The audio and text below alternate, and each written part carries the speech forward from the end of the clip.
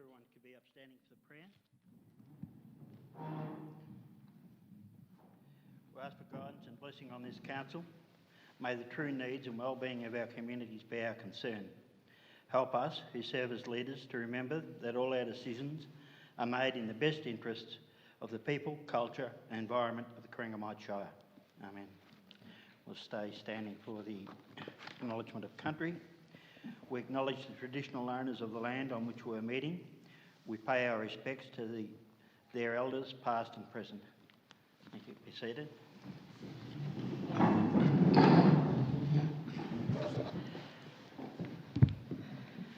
Tonight, we're doing some recording of the meeting, which is a new experience for us. And I'd ask if we could have a motion to allow the recording of the meeting. Mr. Mayor. Councillor Christine, seconder. Councillor Illingworth. All those in favour? Carried. Apologies. Mr. Mason, do we have any apologies? Mr. Mayor, we have no apologies.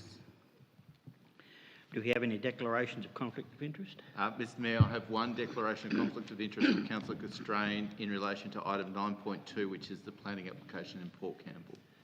Thanks, Mr. Mason. Confirmation of minutes. Can we have someone move that the minutes of the previous meeting be confirmed? Councillor Durant, do we have a seconder? Councillor Brown. All those in favour? Carried.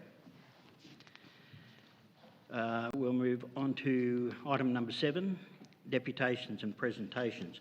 We have an attached list. There's no one in person to make deputations. Do you want me to discuss it? Yeah, so Mr. Mayor, we have two written deputations.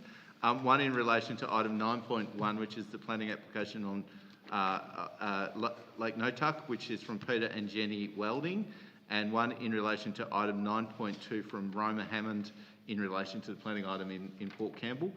Councillors have obviously been provided with those written deputations already. Thanks, Mr. Mason. We'll move on to committee reports. 8.1, Mount LEURA and Mount SUGARLOAF Committee Annual Report, Budget for 2020-21 and committee appointments. Mr. Moyne, thank you. Thank you, and through you, Mr. Mayor, I'll present Council with this report to present the Mount LEURA and Mount SUGARLOAF Management Committee's annual report and proposed budget for 2020-2021, along with the recommendation on the appointment of 2 community representatives to the committee.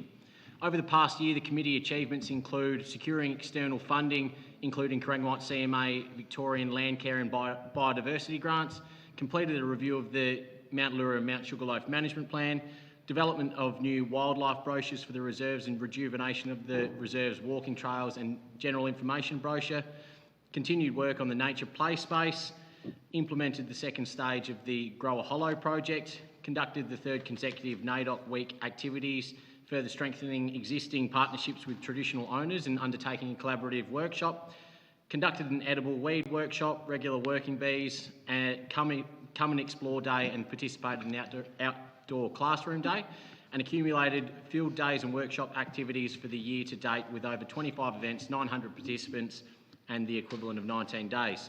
The committee continues to value add via its volunteers and partnerships, playing a key role in this year's achievements. Due to COVID-19, a number of annual events and activities involving groups have been cancelled or postponed until further notice.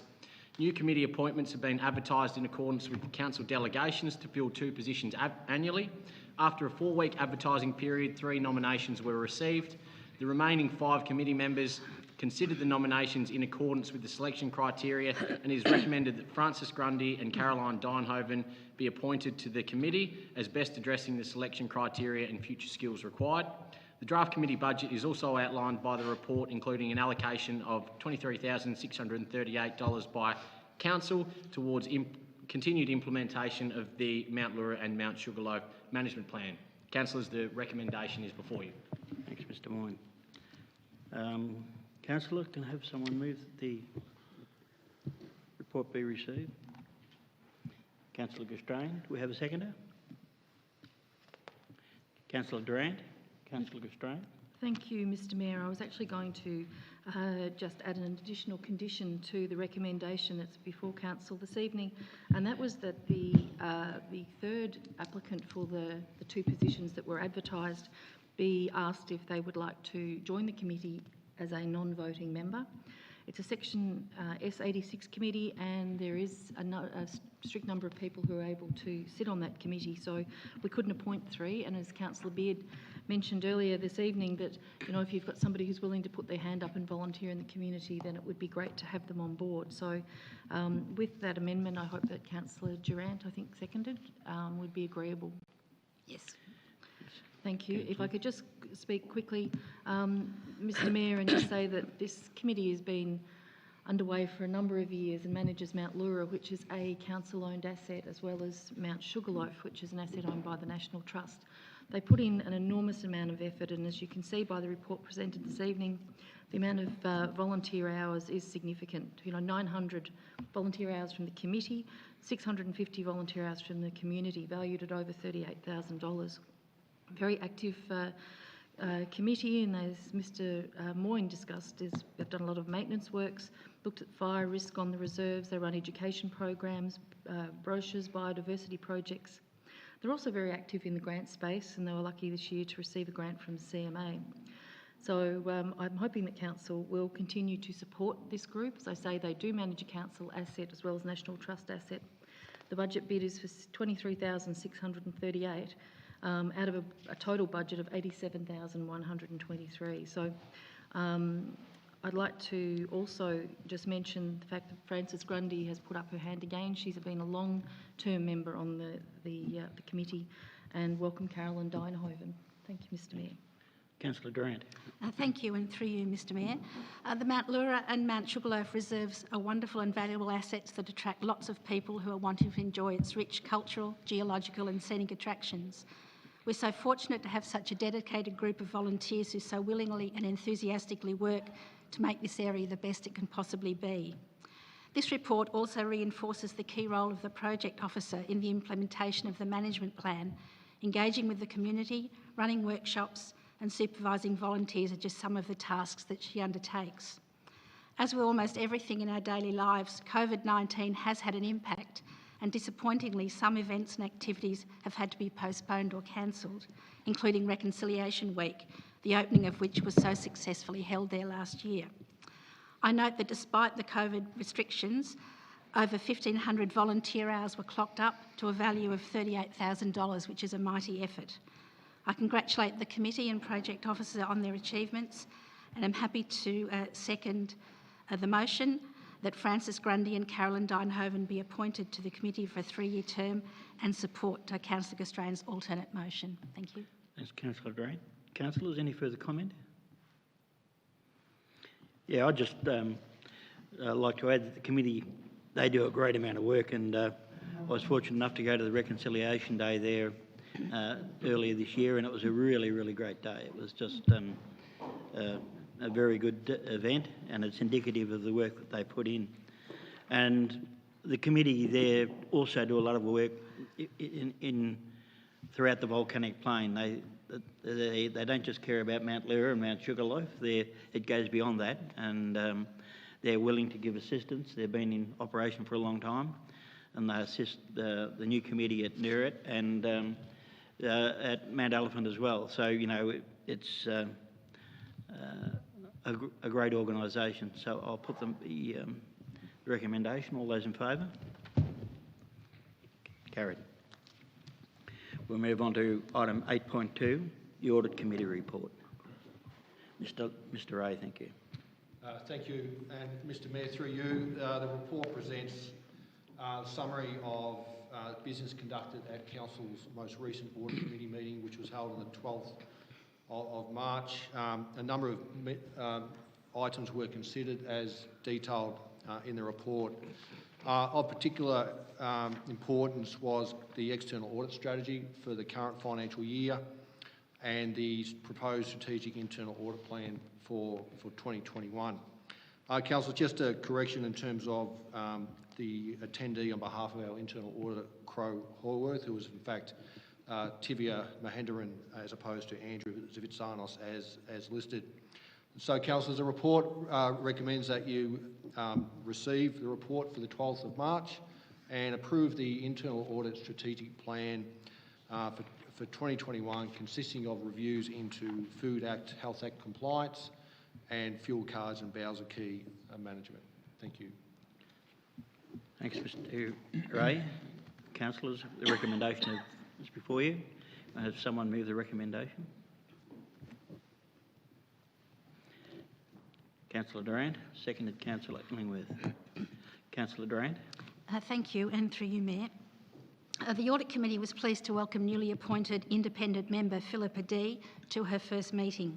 The major item to come from this meeting was the committee's approval for the 2021 internal audits, being compliance with the Food Act and Health Act and fuel cards and Bowser key management, functions that need to be well managed so that any risks are identified and addressed.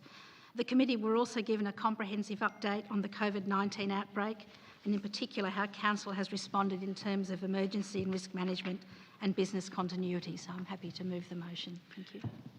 Thanks, Councillor Durant. Councillor Illingworth. Yes, this is critical, the audit and also governance at this point in time, particularly, well, for all levels of government, particularly at a time when stimulus packages and so on are being pushed out. And so audit, which is all about governance, ethical behaviour and checking on key budgetary decisions, is super critical, and I certainly take the opportunity to thank the Audit Committee and receive their report.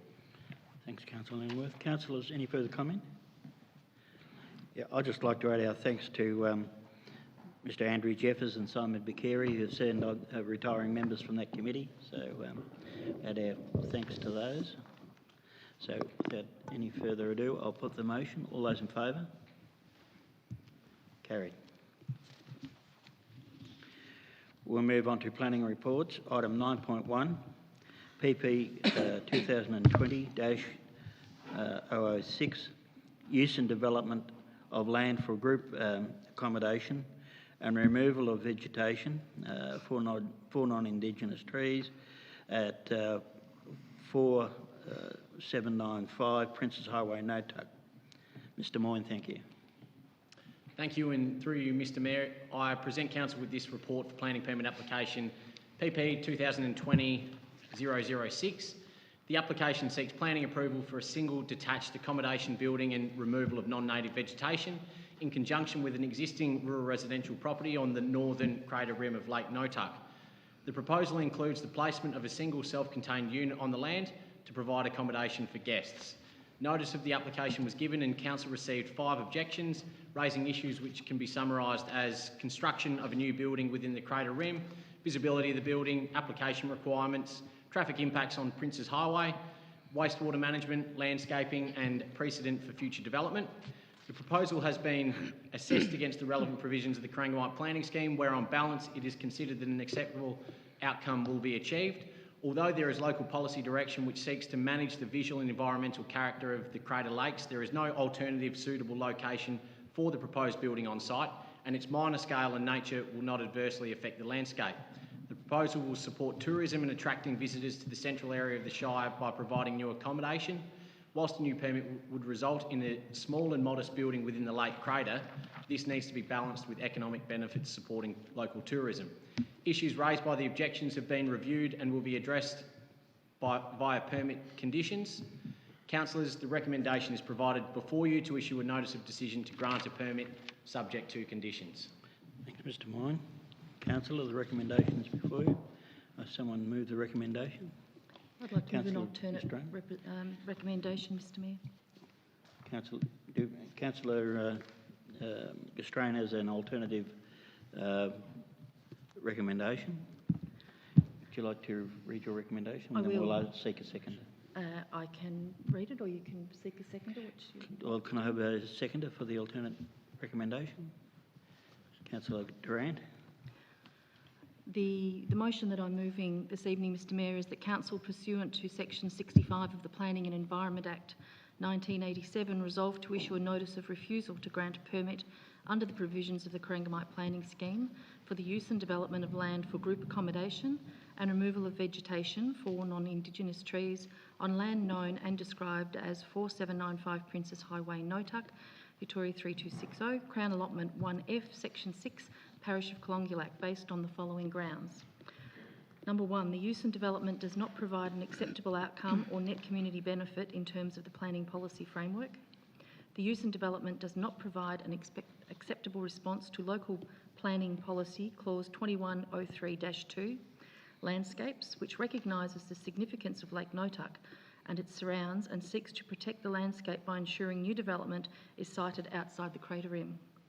Number three, the use and development is inconsistent with the landscape character objectives and permit requirements of the significant landscape overlay, Schedule 1 volcanic landscape area. Number four, the proposal does not provide an acceptable response to the Rural Conservation Zone, Schedule 2. And number five, the use and development will not result in the proper and orderly planning of the area. And if I can speak to that motion, Mr. Mayor. Thank you. Development around the rim and within the craters of Lakes Bullimeri and NOTUK have a long history, and since I've been around the council for a very long time, I feel I know that history well. As a result of significant community concern after the granting of several planning permits for residences in 1999, the council in 2003 agreed to exhibit a planning amendment to better support the conservation of natural environment and landscape values and scientific research opportunities found at Lakes Bullimeri and NOTUK. The comprehensive planning panel report for Amendment C8 led to separate schedules being prepared for these sites, including Environment Significance Overlay Schedule 1, Significant Landscape Overlay Schedule 1 and Rural Conservation Zone Schedule 2, all outlining the protections needed to stop inappropriate development on or within the craters.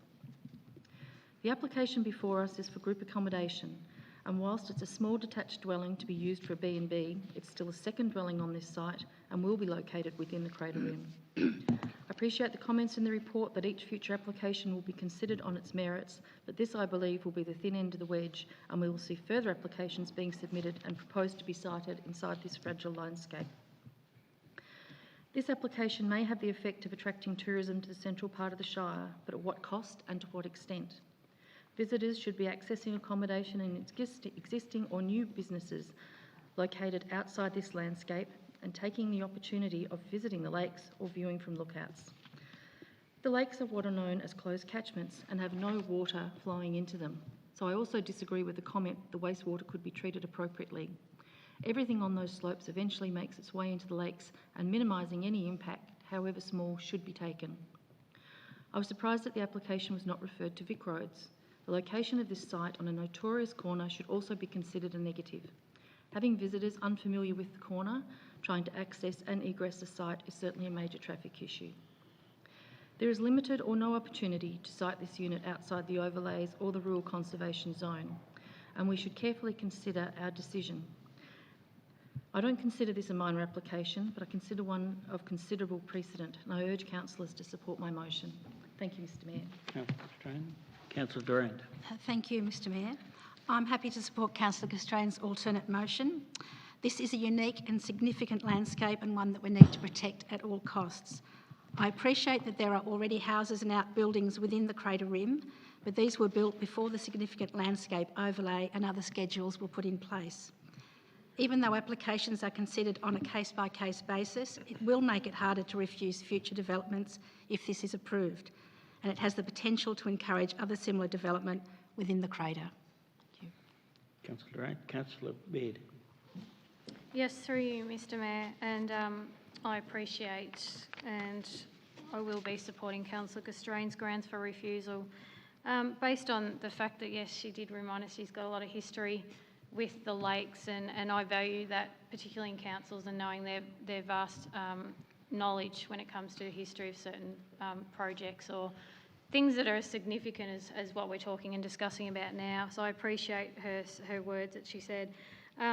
Obviously dating back to the early 2000s, it's been a long time that, you know, council, Corangamite Shire Council, whoever is sitting around the table at that time, have always strived to protect these incredible landmarks.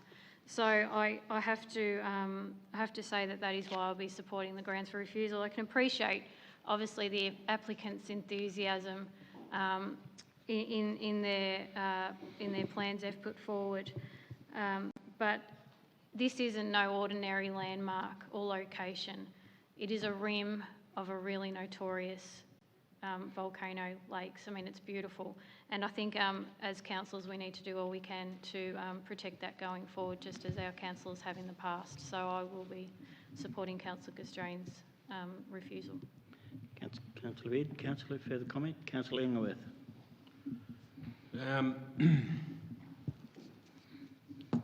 I always find doing these planning things that it's really important to be consistent, and so I do agree with the new motion, the inability of it to contain its wastewater, inappropriate development, although it's only 6 by 8 odd metres. I'm just going through point 2, and if you take out Lake GNOTUK and add Princetown Estuary or wetland of international significance, you know, this is the sort of consistency that I think that we need, and yeah, I just cannot for the life of me understand how we can be so inconsistent. Thanks, Councillor. Councillors, any further comment? Councillor Brown. Thank you. Through you, Mr Mayor. I came tonight with to say yes, but listening to discussions here, I have changed my mind. And Simon, Councillor Illingworth, to you, we've learnt a lot, I think, in our term of council, and hopefully we can be consistent from now on. So I support the new motion. Thank you. Well, I'm probably the one dissenting voice on council. I'm supporting the officer's original recommendation. I don't support the amendment. I believe the attached conditions satisfy the planning requirements, and I don't believe there's sufficient grounds to refuse the application in a planning sense. I support that the application is going to support people with disability. It is a real problem trying to get suitable venues for people that have disabilities, and having another one, I think, adds to diversity and the accommodations options in the area. It's relatively low scale. There are very strict controls on the building and the within the crater rim, but I think the size and scale of this operation fall within those parameters. So I'll put the amendment. All those in favour of Councillor Constrain's amendment? Against? 1. Carried. We'll move on to item 9.2, PP 2019-140, buildings and works for construction of 3 dwellings, a 4-lot subdivision and reduction of car parking on 28 Lord Street, Port Campbell. Mr Moyne, thank you. Excuse me, Mr Mayor, I have a conflict of interest in this item. I'll leave the chamber.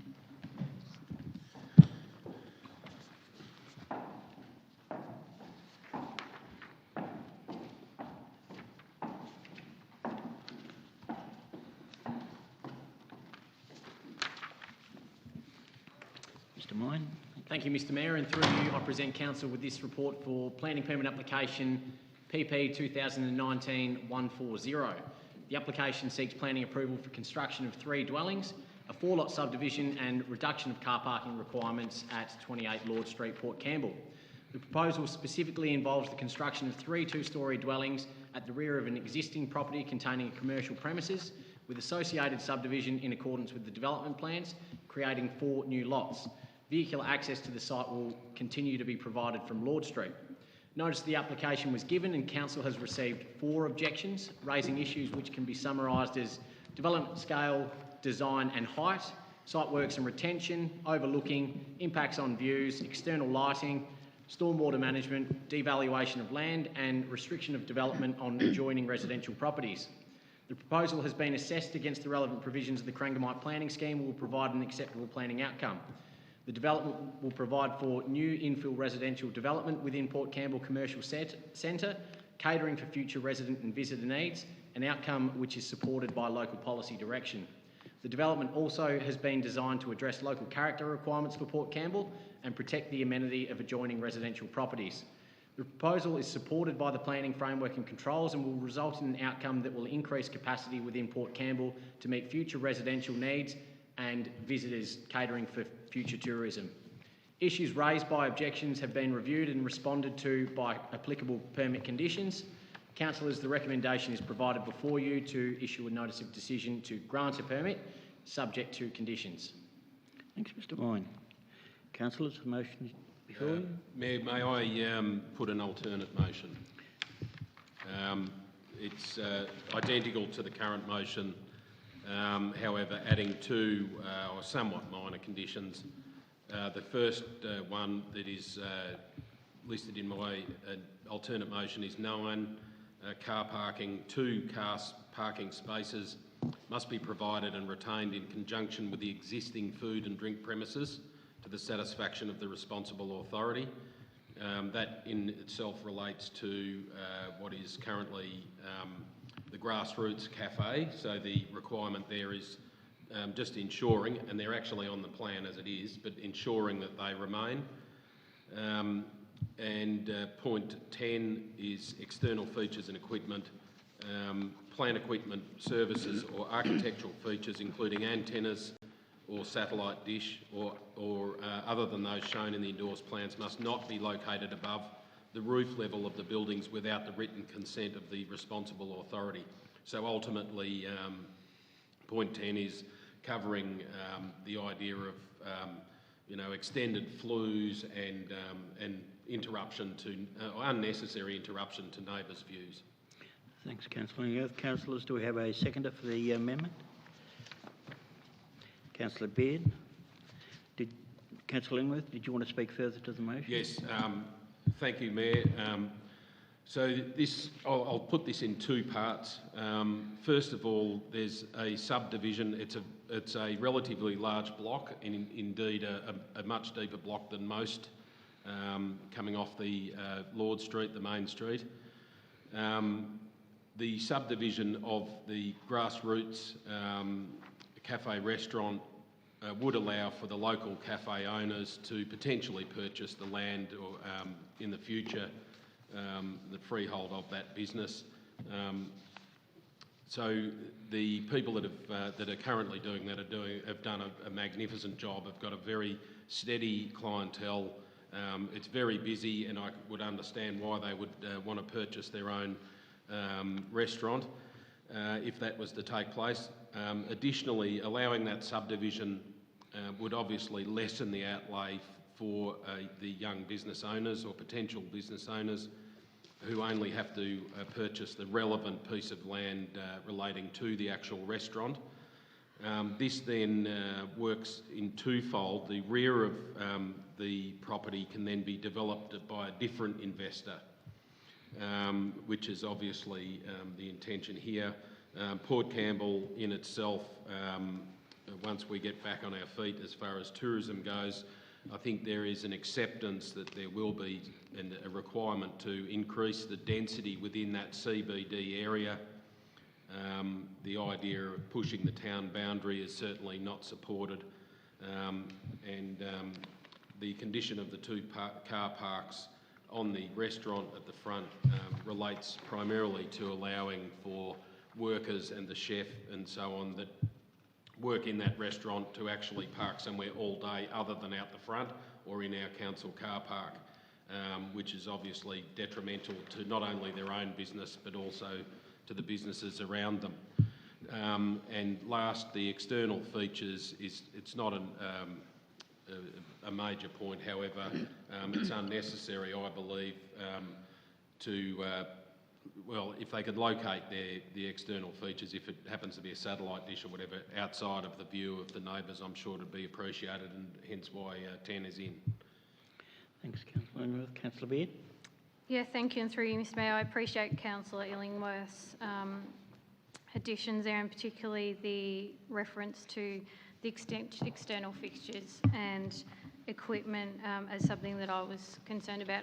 It's interesting you mentioned earlier about our, you know, whether we don't have consistency around our planning decisions. I think every planning application I know I view and decide and vote on it on its merits, and this is no different to something that we seen only here a few months ago in relation to another property in Port Campbell that obviously we voted in favour of. But every single decision we make, we base on its merits, and we look at the conditions in conjunction with that, hence why we made some, obviously you made some additions tonight, so thank you for that.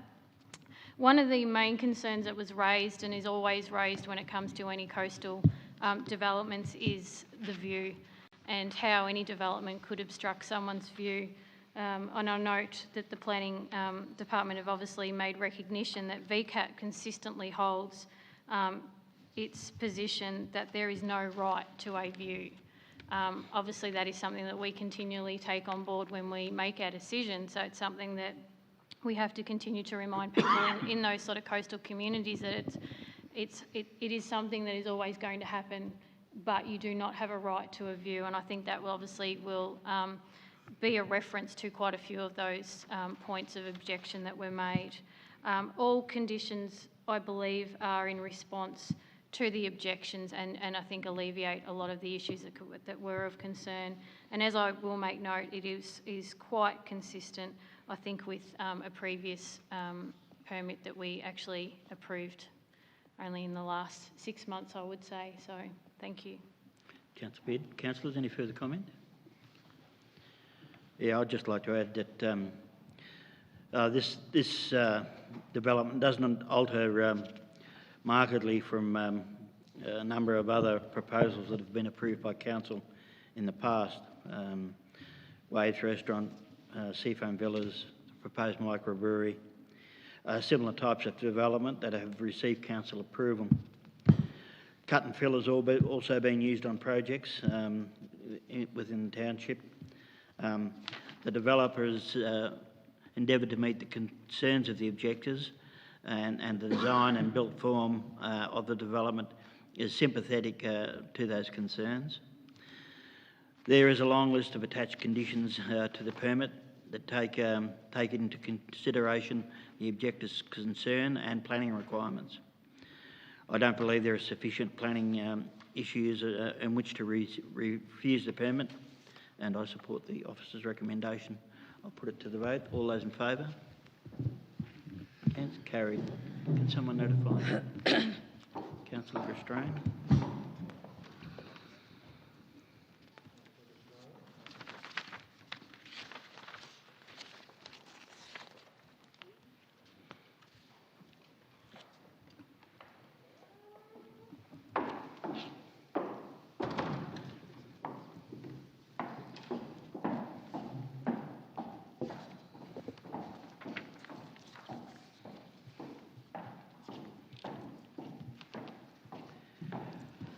We'll move on to item 10, Officers' Report.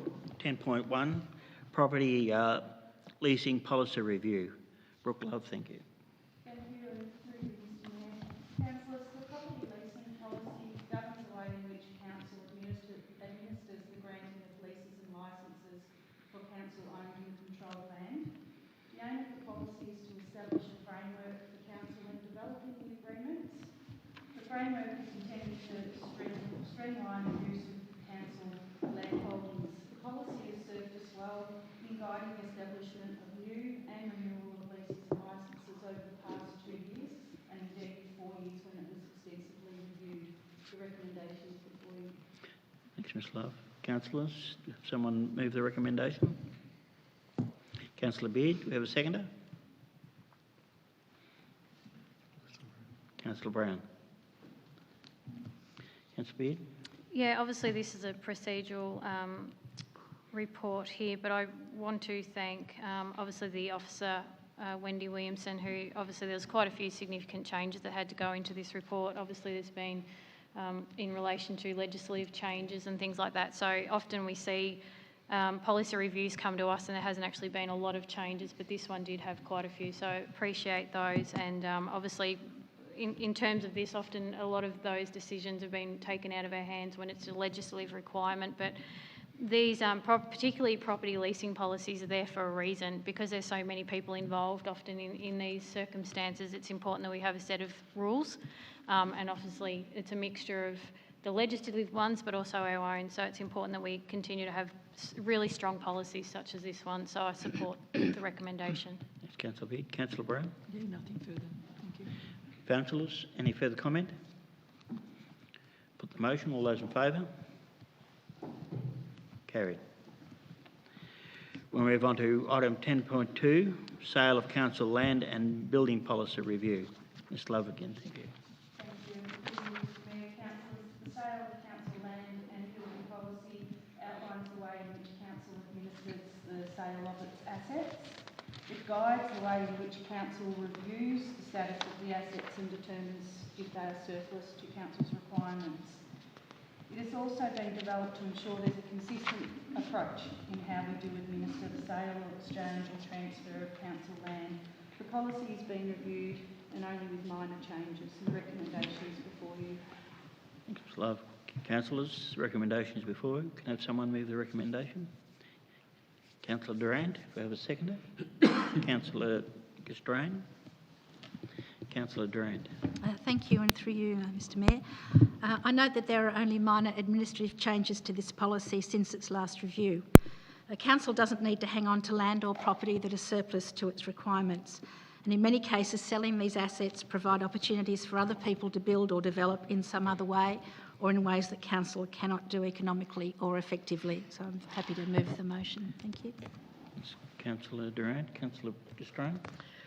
Yes, thank you, Mr. Mayor. Just quickly, I think it's really important policy that it shows that council is completely transparent when it is selling its assets, and that there is a consistent approach. There is also extensive advertising the council undertakes when they are going to dispose of an asset. So, as I say, just to be completely transparent with our communities. Thank you, Mr. Mayor. Thanks, Councillor Gastrain. Councillor, any further comment? I'll put the motion. All those in favour? Carried. We'll move on to item 10.3, Risk Management Policy Review. Mr Ray, thank you. Thank you, and Mr Mayor, through you. The report recommends that Council approve an existing policy, the risk management policy. Policy is due for review. However, under review by officers, it's recommended that no changes be made at this time. It's also proposed that the policy be reviewed again within 12 months to coincide with a review by Council's Audit Committee of its risk management framework. And so what Council is requested to do tonight is to adopt the risk management policy dated April 2020 without any amendment. Thank you. Thanks, Mr Ray. Councillors, the recommendation is before you. Can I have someone move the recommendation? Councillor Illingworth, do we have a seconder? Councillor Brown. Councillor Illingworth? Yes, it's not a great deal of risk considering it hasn't changed. Obviously the policy's good, and thank you, Mr Ray. Councillor Brown? As Councillor Illingworth said, yes. Thank you, Mr Ray. Any further comment, councillors? I'll put the motion. All those in favour? Carried. We'll move on to item 10.4, Disability Discrimination Policy Review. Mr Ray, thank you. Thank you, Mr Mayor. Through you, the report recommends Council adopt a revised disability discrimination policy. The policy has incorporated some minor amendments to reflect legislative changes such as the recently introduced Local Government Act and some existing legislation. The policy is important in that it supports Council in demonstrating its commitment to promoting an inclusive and accessible community for all peoples. And so the recommendation is that Council adopt the policy dated 2020 as attached to the report. Thanks, Mr Ray. Councillors, the recommendation is before you. Can I have someone move the recommendation? Councillor Durant, do we have a seconder? Councillor Gastrain. Councillor Durant. Thank you, through you, Mr Mayor. People with a disability make up a significant percentage of the community, with 1 in 5 Australians having some form of disability. In Australia, people with a disability are half as likely to have a job and far more likely to be living in disadvantaged circumstances. The principles of social inclusion apply very directly to people with a disability. These principles include having the right to participate fully in economic and community life, to form and foster healthy, meaningful relationships, to develop to their full potential and to be treated with dignity and respect. Of equal importance is the understanding that recognising diversity and supporting fairness and equity results in greater opportunities for participation that makes our communities richer and more welcoming. This policy reflects Council's commitment to working towards meeting the objectives of the Act and the needs of people with a disability, and it will need to be practically implemented via Council's Access and Inclusion Plan. I'm happy to move the motion, Mr Mayor. Councillor Durant. Councillor Castrone. Thank you, Mr Mayor. I think Councillor Durant has said it wonderfully, and as a parent of a young adult with a disability, this is a very, very important policy, and I think that we're very lucky the communities that we live in, and that there already is a high degree of inclusion and acceptability of people with disabilities in our community. So I'm certainly happy to support this motion. Councillors, any further comment? Yeah, I'd just like to add, I think this is going to be really important going forward in times of, that we're facing now with COVID-19 and the extra pressure it places on society. It's easy for people with disabilities to fall through the cracks or to be ignored in setting priorities, and I think this is a really important piece of work that guarantees those rights. So I'm all for it, so I'll put the motion. All those in favour? Carried. We'll move on to item 10.5, contract 2019-003, provision of plant hire and associated services. Mr Ray, thank you. Thank you. Through you, Mr Mayor, the report recommends Council consider extending an existing contract, contract 2019-003, being the provision of plant hire and associated services. The contract is due to expire 30 June of the current year. However, given the situation surrounding COVID-19, it is prudent, officers believe, to extend that contract by a further 12 months. A majority of participants in that contract have been contacted and are supportive of the extension. Council officers have also obtained legal advice as to the consequence of recommending an extension, and the advice suggests that, subject to Council approval, we are able to provide that contract extension for the next 12 months. And so the recommendation, councillors, is the Council extend the contract for the provision of plant hire and associated services for a period of up to 12 months. Thanks, Mr Ray. Councillors, recommendations before you. If someone move the recommendation, Councillor Castrone. Seconded, Councillor Illingworth.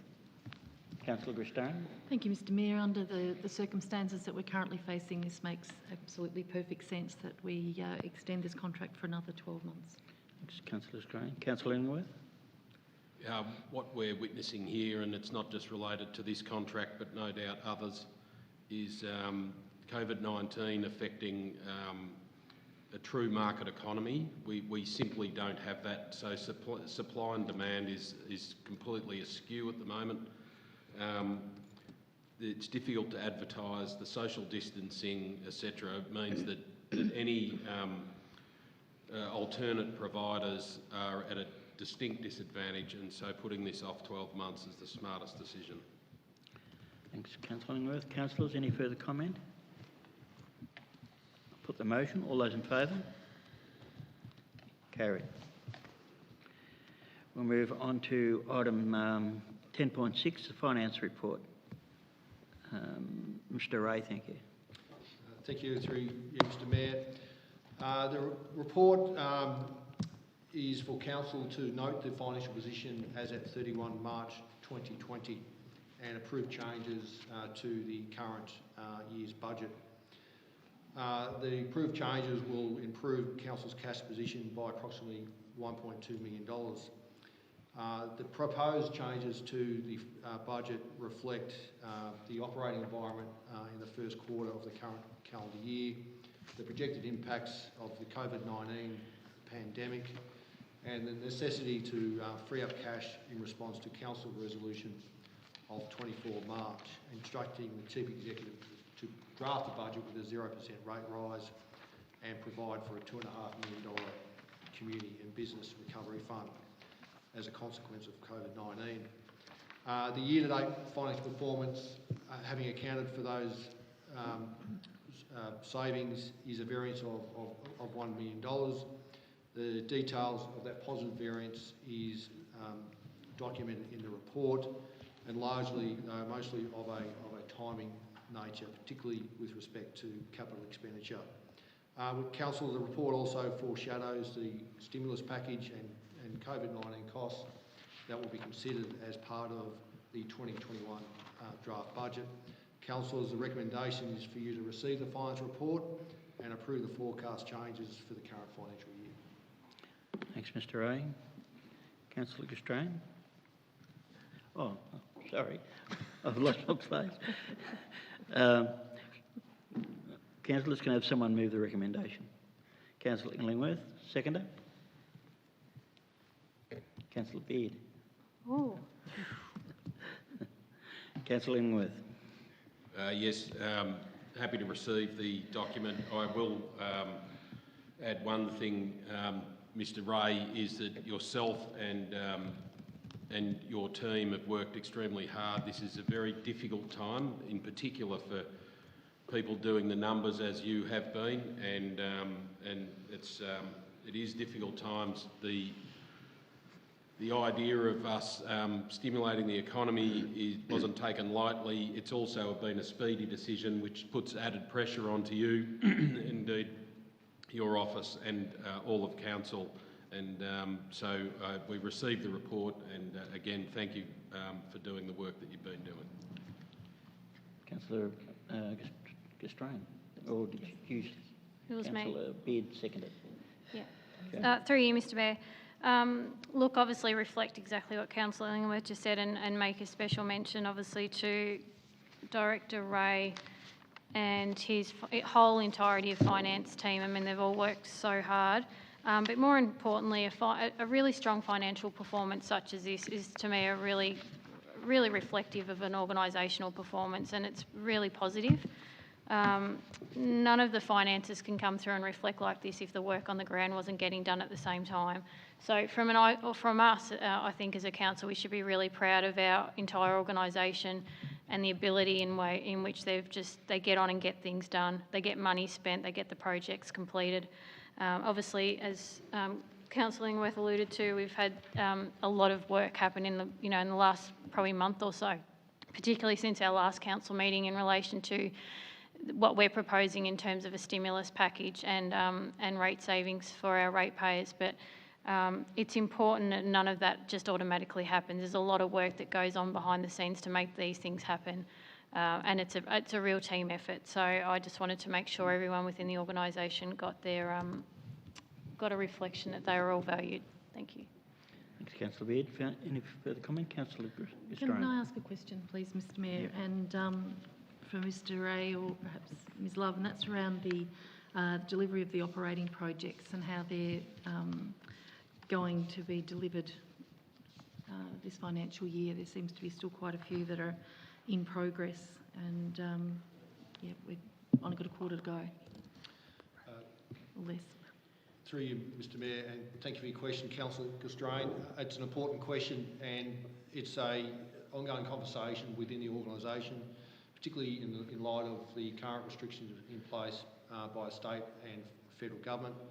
The position is being monitored very, very closely, not only by members of the organisation in this room, but by managers responsible for delivering those projects. There are some project savings that have already been identified, and they were reflected in the financial report.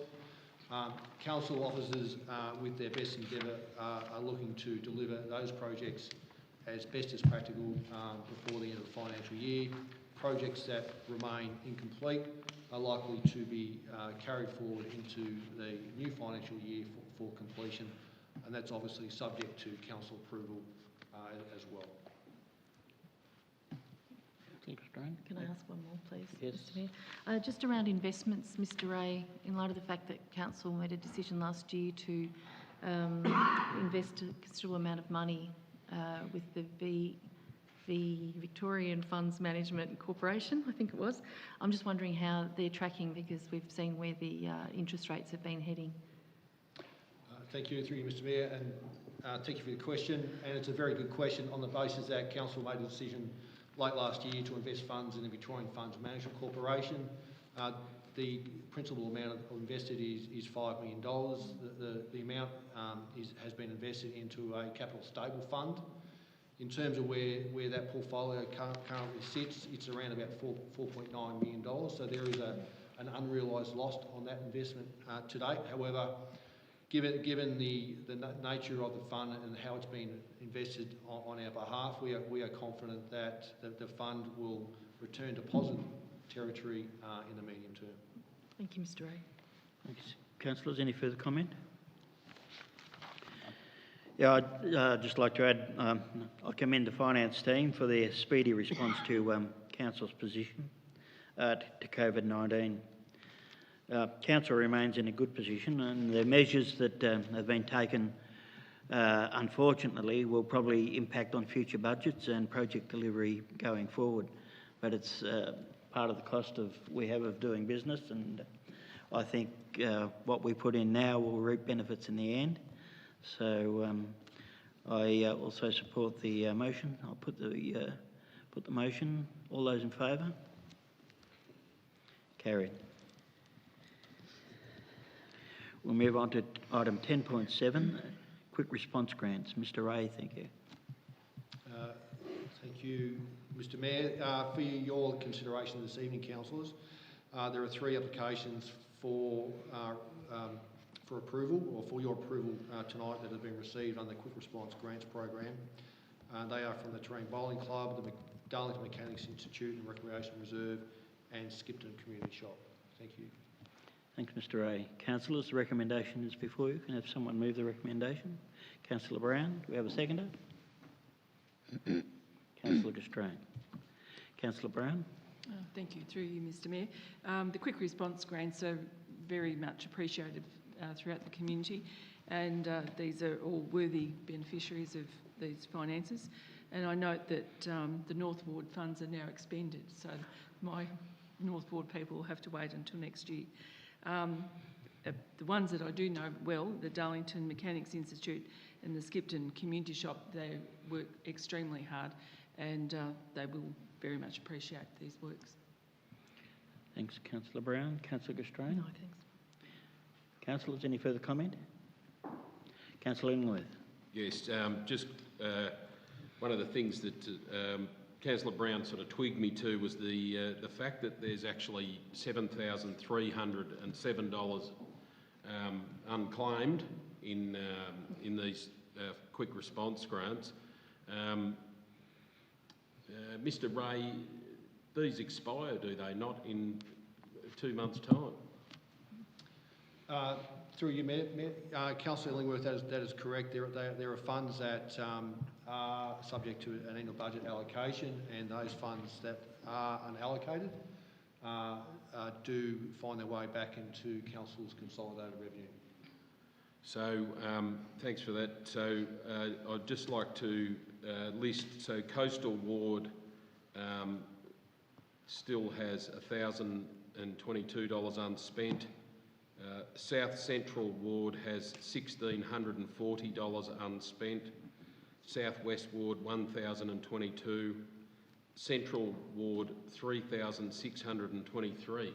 So these are substantial amounts of money, and I would be urging rec reserves and cricket clubs, or people that might think that they're relevant, to actually start thinking about it, because this money will go back into consolidated revenue. Thanks, Councillor Illingworth. Councillors, any further comment? Councillor Durant.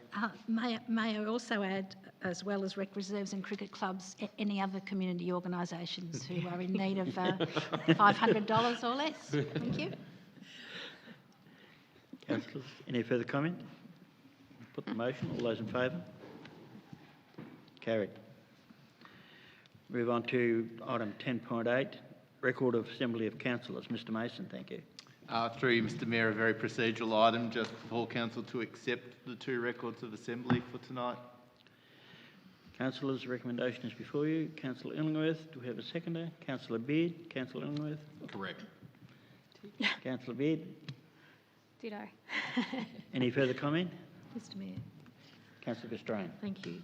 Very unusual on this item to have a comment, but it's with regards to the meeting held on the 24th of March, and it's just a wording thing, context. It's Brooke Love and Andrew Mason left the meeting at 5:15 and returned at 5:25 for a hot topic. I think it really needs to be switched around, that they left, why they left, and that they returned at 5:25. I think it looks like they've left for 10 minutes and come back in for the Yeah, it item that does. we were discussing. I was looking at it some other way, Yeah, actually. that's right. Thank you, Councillor Castrain. I'll have that amended. Thank you, Mr CEO. Councillors, I'll put the motion. All those in favour? Carried. We'll now move on to item 11, other business. Councillors, do you have other business? Councillor Brown? 2 of us. I'll go first. Councillor Brown. Okay, through you, Mr Mayor. I'd like to make some comments tonight that come from the heart, really, and I think it's time that I said them anyway, so I'm going to. So I would like to acknowledge the work of our Corangamite Shire management team and staff in the current COVID-19 virus pandemic. The leadership of our CEO and officers and the quick response they have made to the situation has enabled our Shire to continue to do business as usual. They are working in uncharted circumstances excuse me, and are doing their very best to keep going and support our community.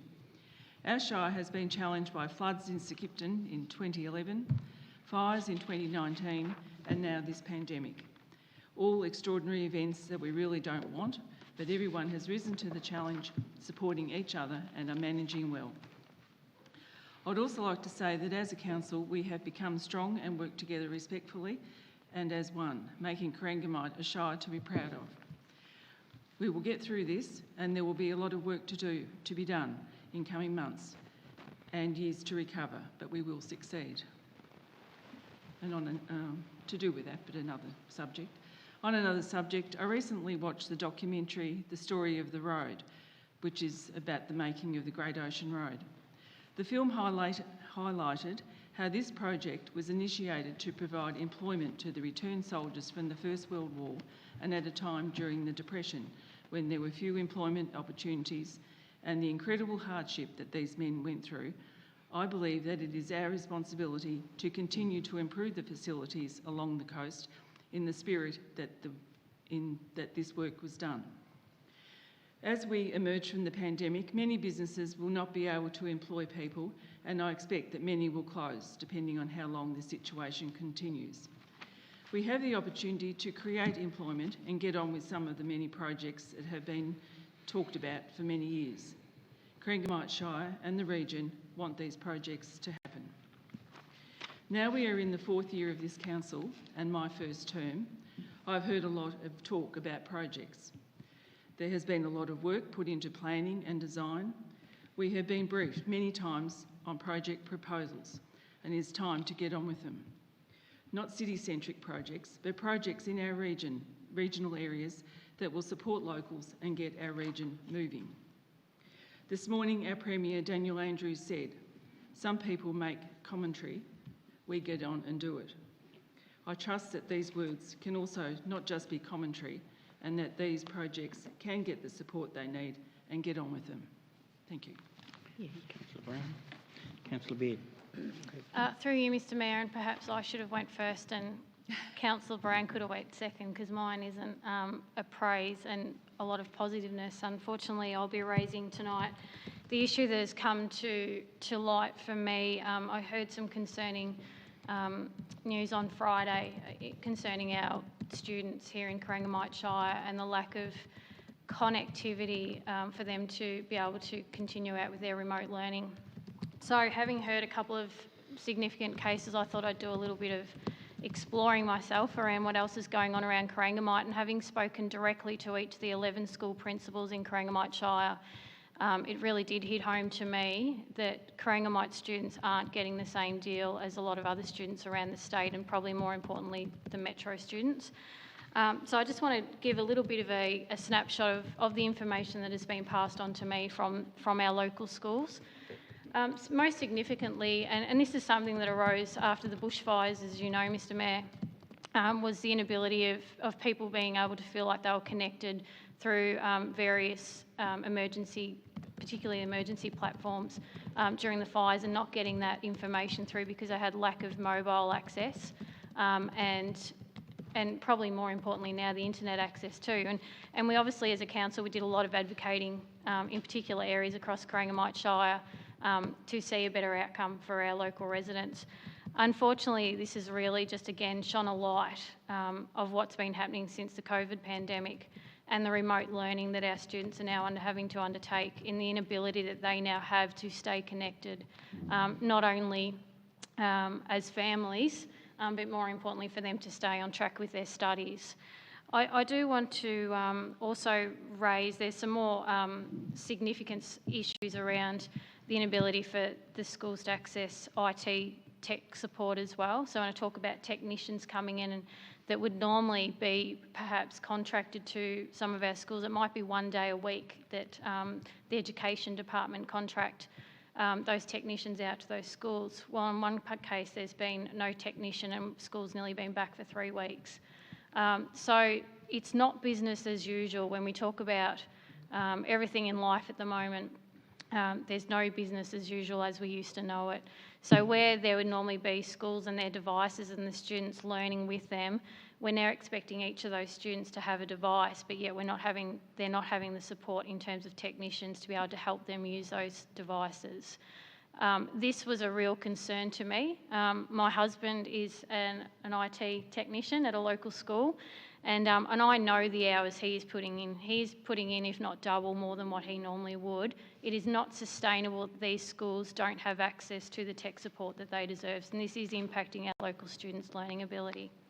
I know one of our local principals did raise in our local paper over the weekend about the issues with access to the internet.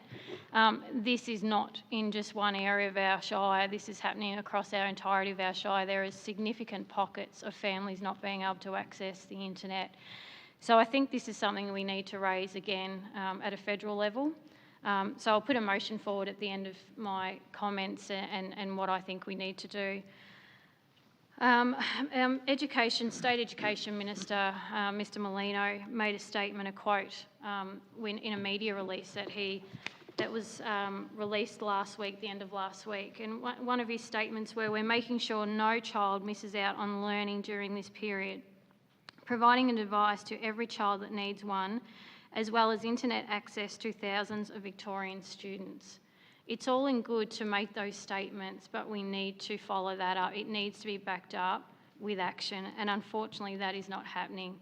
As a parent myself, who currently has 2 teenage boys remote learning at home, I can see firsthand there's some real positives that are coming out of this in terms of their remote learning, and some, we're very lucky that we have got good internet access, but I can only imagine those families, and particularly those vulnerable families who are meant to be in that priority in terms of the rollout of support, what they're having to deal with and go through.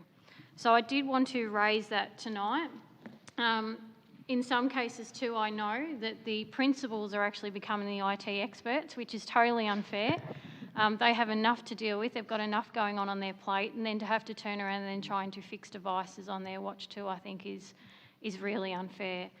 So I just wanted to raise that tonight with my fellow councils and hopefully gain support from someone to second the motion I'm about to put forward, that our CEO write to the State Education Minister, and also I think we need to include our federal minister as well as our local member, and who is normally a fantastic supporter of us, Mr Dantian, to obviously express our concerns about the lack of connectivity still here within Corangamite Shire, and also the education providers' access to IT and support for students in our area who are having to learn remotely.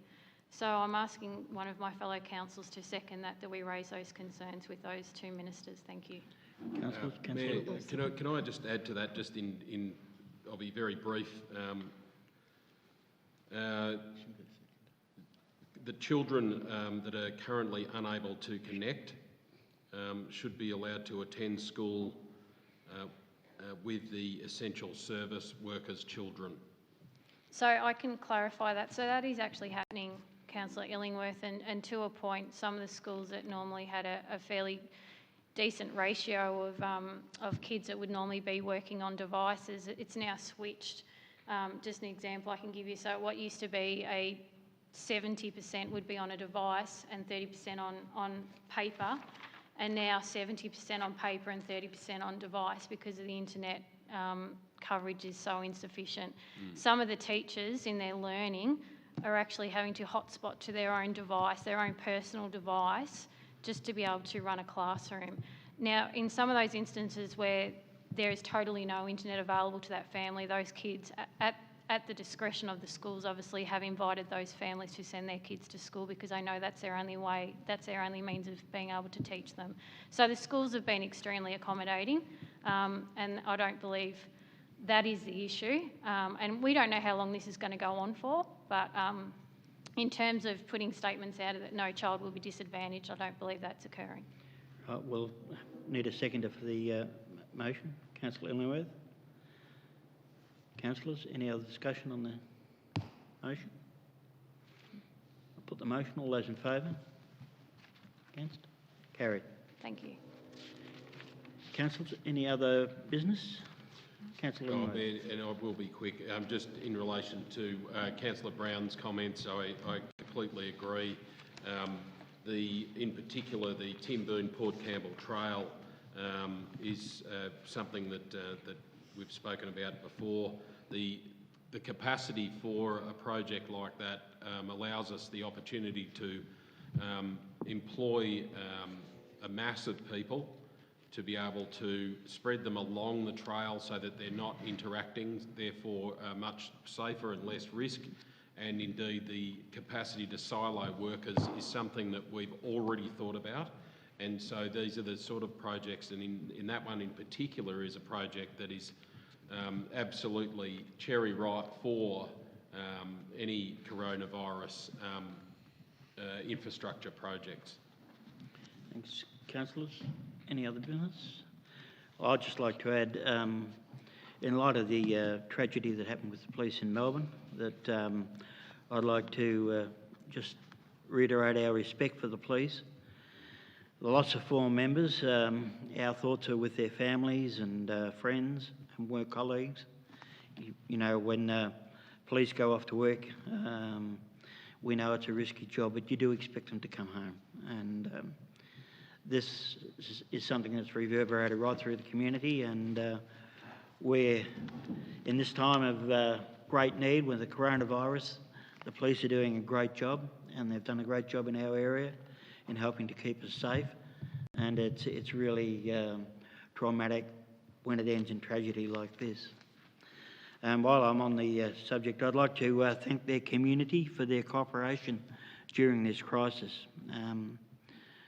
I downloaded the tracing app last night, and although I'm a staunch civil libertarian, I believe this is an important tool for managing the crisis. Mainly because it's going to increase our knowledge base and lead to strategies to control the infection rates.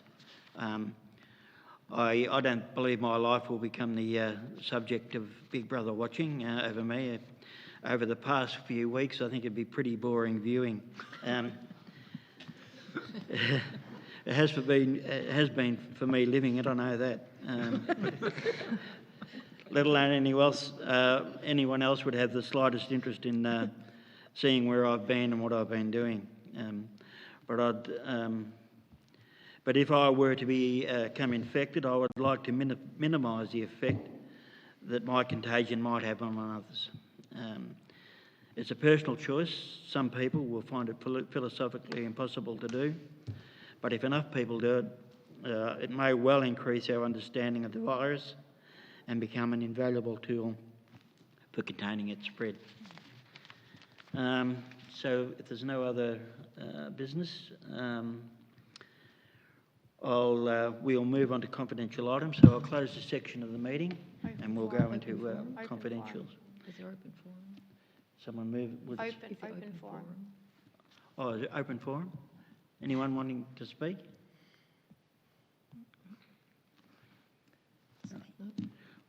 Well, I'll close this part of the meeting. We'll reconvene for confidentials, and we will lose the video link at this stage because we are going into confidentials. So